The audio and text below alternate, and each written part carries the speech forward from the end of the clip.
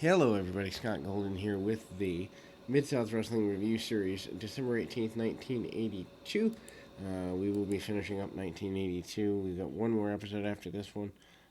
Basically, someone is haunting and bothering Chavo Guerrero Jr. That is the way we open this particular episode, with the announcers talking about that. He's received letters, he's received cards, he's received a intimation of a bloody mask and other things, and that we don't really know much about that. Chavo Guerrero Jr. versus Marty Lundy is a match I did not know I wanted to see until I saw it, and it was really good. Lundy, of course, becomes Arn Anderson. He hangs on with Chavo Guerrero pretty simply. Of course, that's Chavo Sr., otherwise known as Chavo Classic in the WWE, toward the end of his career. And obviously, we see a back breaker and other really basic stuff. Lundy manages to take him to the ropes and hit a short elbow, and again with some shots along the way. Hard shot by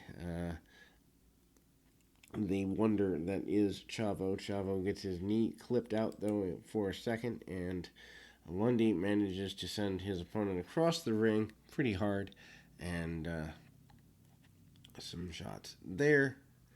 Big body slam in the middle of the ring by Lundy. Lundy then manages to go to the second rope, tries a fist drop, misses a fist drop, and fa la la la, that's no fun. Anyway, Chavo manages to hit a pescado over the top rope and to the floor. Awesome when you see one, especially here in 1982, not a conglomerate of them like we normally see today. Chavo sends his man back in the ring, goes to the second rope on the inside, and hits a missile drop kick for the victory. We move on to Kamala and Lester Parks, and as is to be expected, this match is only a couple of minutes long before Kamala manages, of course, who is managed by Skandor Akbar at the now.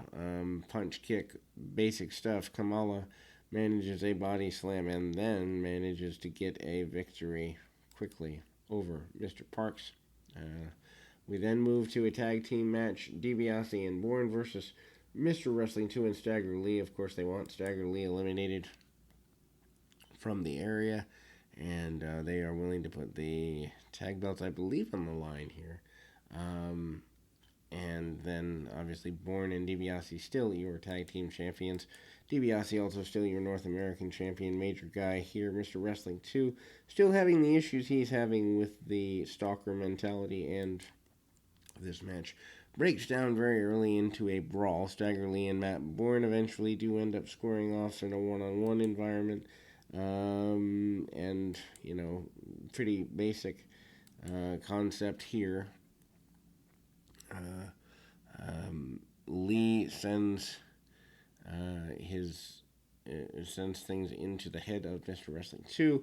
Wrestling 2 manages to be pretty dominant with Ted DiBiase for a couple of minutes, then cuts the ring off on Matt Bourne. Lee manages some headbutts, all four guys in the ring. DiBiase bails to the outside, and again using the head of Stagger Lee as a weapon. DiBiase nervous about getting back in the ring because doesn't really want to lose the belts, but manages to finally get back in there. Also a big backbreaker series on Matt Bourne at the midpoint. Stagger Lee showing his power. DiBiase unhappy with the officiating, among other things.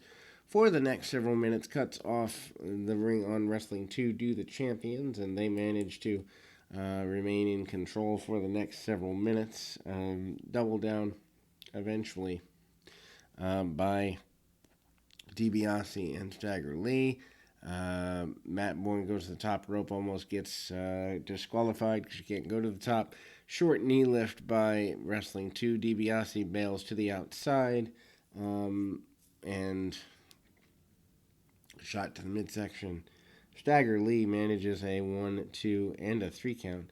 I do not remember them being crowned the tag team champions, so maybe that was a non-title match, or maybe they just hadn't shown up with the belts yet on the last of the shows of the year. Anyway, Hacksaw Duggan and Tony Atlas here. Up here next, Atlas basically calls Duggan a coward. I believe the Louisiana Championship is on the line. Duggan and Atlas go at it pretty viciously here. They do an arm wrestling spot in the middle of things, and they test each other's power. Duggan finally gets his arm taken down, and Atlas wants to get more of Duggan. Duggan manages to lay down on the mat, and obviously the other members of Duggan's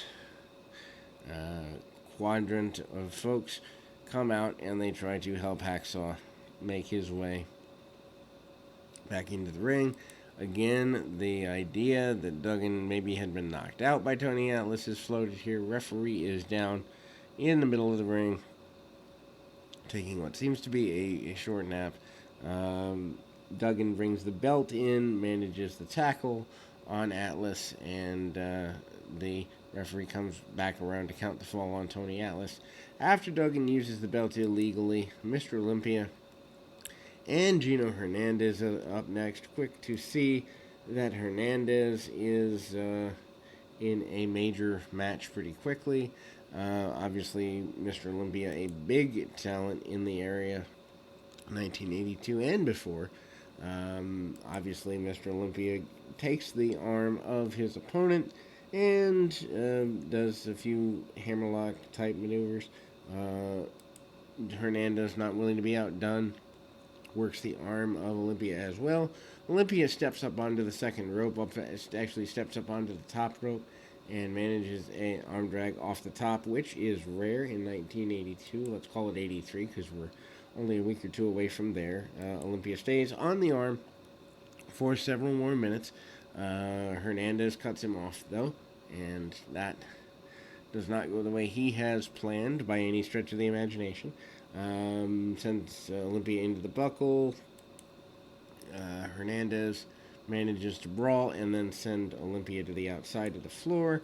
Obviously, no pretty mats on the floor out here. A shove into the buckle and into the steel post by proxy leads to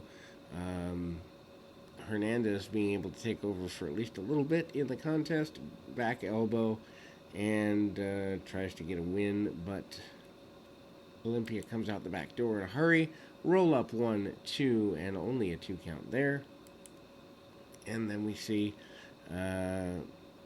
Hernandez try the elbow drop, misses it. Cross body from the second rope by Mr. Olympia, 1, 2, and Hernandez out the back door in a hurry. Olympia with the sleeper, which he was previously known for, and manages to try to get a victory, but Olympia sent to the outside and almost gets counted out.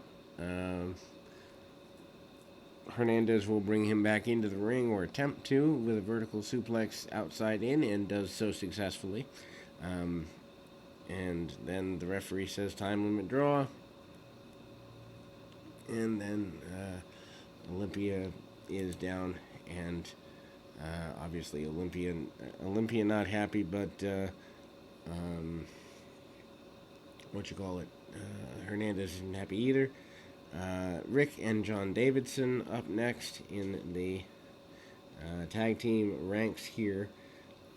Sharp and Horner are their opponents, so putting Tim Horner in another tag team situation, thus with a guy that has a little more experience. Double noggin knocker by Sharp. Sharp takes the early part of the match, and the Davidsons just basically seem to be a tag team, kind of there. Horner comes in, picks up where Sharp has left off, and again we kind of see Sharp go into a more brawling mode, taking on both guys pretty quickly and efficiently. Continues the tackle. Former singles champion Sharp ducks the double clothesline, hits a sloppy-looking drop kick on both guys. Horner comes in, hits a drop kick of his own. His looks better. Big clothesline by Sharp, and he manages to get a victory over the adversaries. Buddy Landell and Kelly Kiniski is your final match of the program. They are given about 6 minutes here. Obviously, a couple of that used for the wrap up, and Landell returning from other territory areas. Landell gets some ride time pretty early and manages to take down Kaniski. Kaniski doesn't really find his way. Head scissors take over there, and Landell looks pretty impressive. Arm bars and the like. Really, really basic stuff. Nothing to write home about, but you can see the charisma of Landell making its way out. Kaniski's still trying to find his niche in the wrestling business at this point. And we do get I believe, so let me just double check here, but I'm pretty sure a non-finish. Yeah, non-finish as we go home into the final episode, which airs on Christmas Day, Christmas night, depending on where you were in the viewing area of 1982.